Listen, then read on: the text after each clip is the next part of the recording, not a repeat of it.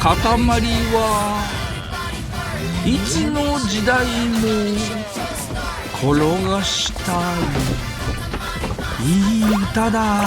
Once upon a 塊魂。Eh bien, salut à tous et à toutes, c'est Monsieur Toc, le hérisson qui se met en boule pour ne pas se faire rouler. J'espère que vous allez bien et que vous avez apprécié mon test du très décevant Vampire la Masquerade Bloodlines 2. Mais aujourd'hui, rien à voir étant donné qu'on va parler d'un jeu japonais et complètement barré. Ça s'appelle Once Upon a Katamari et c'est le premier épisode inédit de cette franchise à voir le jour en presque 15 piges. Si, je vous jure, pour ma part je viens de le terminer et je vais donc vous révéler dans cette vidéo si le projet nippon fait le café ou si au contraire, eh bien, il va plutôt finir entre les pattes d'un bousier. Ah oui, et pendant que j'y suis, en France, il ne sort qu'en digital, mais sachez que j'ai un exemplaire PS5 physique du jeu à vous faire gagner, que j'ai acheté à l'étranger du coup, et même si le 26 octobre c'était mon anniversaire, c'est moi qui vous fais un cadeau sur ce coup. On aura tout vu, mais du coup restez bien jusqu'à la fin si ça vous intéresse.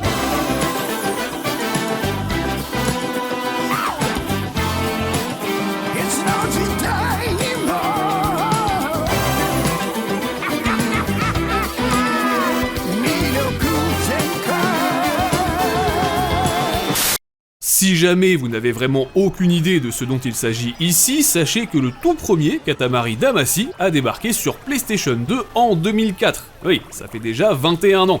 Et si Pierre qui roule n'amasse pas mousse, dites-vous bien que le succès des deux premiers opus a été si grand, eh bien qu'on a évidemment eu droit à un troisième jeu en 2005 sur PSP, puis à un quatrième exclusivement sur Xbox en 2007, et ensuite on est passé notamment sur des versions mobiles et autres consoles portables. Forcé de constater que nous n'avons eu aucun vrai nouvel épisode inédit depuis la PS Vita. Ah ouais, et franchement, on avait beau savoir que la roue tourne allait finir par tourner, on n'y croyait plus trop. Fort heureusement, il s'avère qu'au Japon, il existe une entreprise baptisée Rain Game. Pour vous la faire courte, c'est un tout petit studio qui bossait sur des jeux inconnus en France certes, mais qui est aussi à l'origine des remasters de Klonoa 1 et 2, sortis en 2022, ou encore, justement, eh bien, des remasters des deux premiers Katamari. Ben oui, cette fois, l'éditeur Bandai Namco leur a donné carte blanche pour créer ce tout nouveau jeu, tout en gardant bien entendu la recette qui fonctionne depuis plus de 20 ans. Et si vous ne connaissez pas du tout le concept, j'aime autant vous dire que vous n'êtes pas prêt.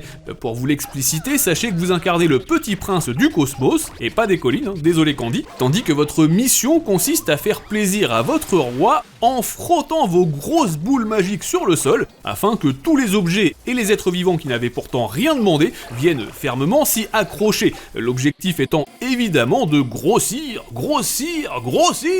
et ce afin d'être assez imposant du slip pour créer carrément de nouvelles étoiles dans l'espace. Voilà. T'as pris des champignons hallucinogènes ? Ah bah moi non, pas du tout, mais je peux te dire que les développeurs, eux, ils s'en sont donnés à cœur joie. Vous l'aurez donc compris, le jeu est toujours à ranger dans la catégorie des projets totalement absurdes, nonobstant, après pas moins de 2 décennies de bons et loyaux services, il est somme toute légitime de se demander si la franchise ne finit pas par tourner en rond. Eh bien, figurez-vous que les développeurs de chez Rain Game ont réussi l'exploit d'arriver à renouveler, en quelque sorte, la formule déjà maintes fois éprouvée.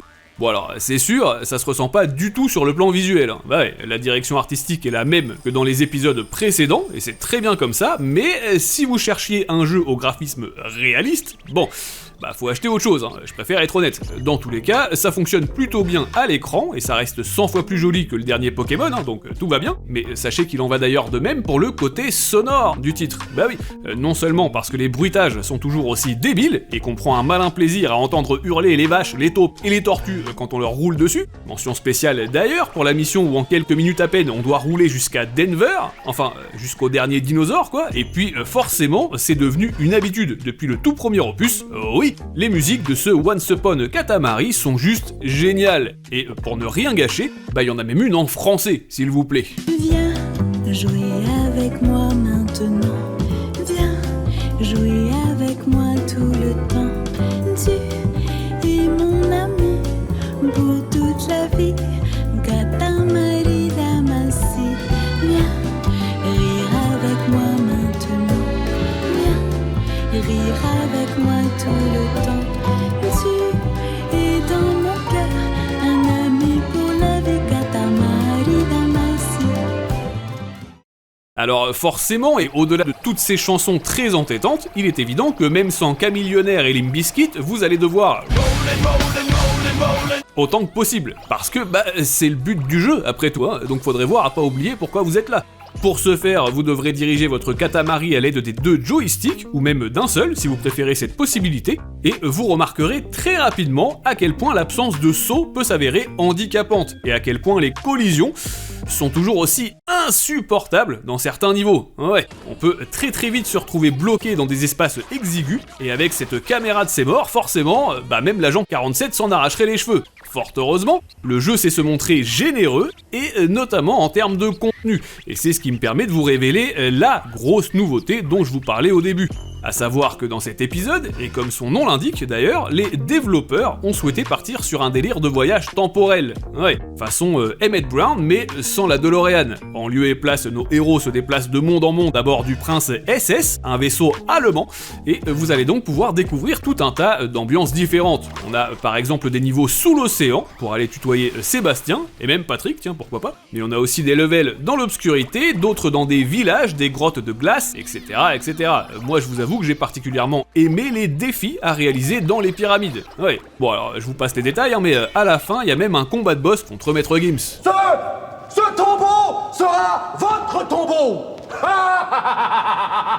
Oh bah non, ça c'est pas cool quand même. Enfin bref, vous l'aurez deviné, ce melting pot de saveurs et de couleurs change vraiment la donne. Et faut avouer que ça fait énormément de bien de visiter des époques telles que l'âge de glace, le Japon féodal, la Grèce antique, et pas en toc, ou bien même, pourquoi pas, la fameuse génération des Poulmout. Ah oui, d'ailleurs, l'aspect humoristique de ce Once Upon a Katamari reste dans la lignée des précédents projets. Je l'ai même trouvé un poil au-dessus, pour être honnête. À certains moments, c'est même tellement drôle qu'ils auraient dû l'appeler Catamaran. Oui, bon, je sais, c'est un jeu de mots un peu bateau. Enfin bref, il faut à présent que je termine ce test avec le plus gros point fort du jeu, à savoir sa durée de vie. Ben oui, le bébé japonais est d'humeur à vous abreuver encore et toujours de sa royale générosité. En tout et pour tout, on a droit à une dizaine de mondes divers et variés, tous divisés en plusieurs niveaux plus ou moins longs.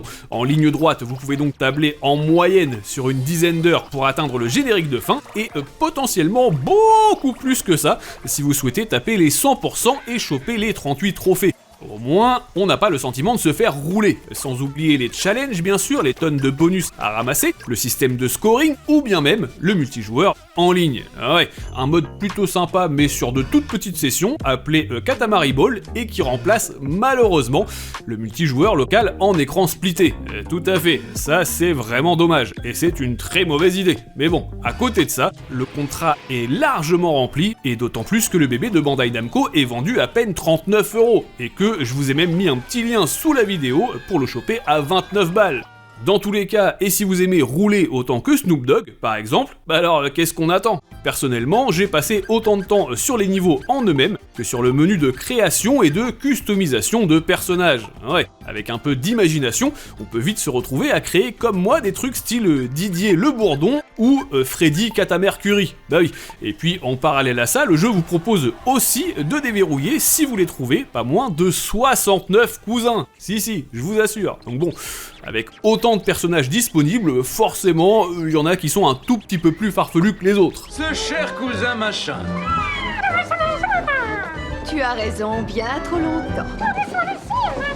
Voilà donc tout ce que je pouvais vous dire sur ce Once Upon a Katamari, ou WAK en abrégé. J'espère que ça vous aura donné envie de vous y intéresser un minimum forcément, et si vous êtes bouillant pour tenter de remporter mon édition physique sur PS5, eh bien c'est très simple. Il vous suffit d'être abonné à ma chaîne, de laisser un j'aime, d'appuyer 3 fois sur le bouton boost sous cette vidéo, et enfin de me laisser un commentaire pour me citer votre licence de jeu vidéo japonaise préférée de tous les temps. Voilà, je vous laisse faire ça, et de mon côté, j'effectuerai le tirage au sort dans l'une de mes prochaines vidéos. En attendant, eh bien, je vous laisse me rejoindre sur les réseaux sociaux, mais d'ici là, jouez bien, amusez-vous bien, et à très vite.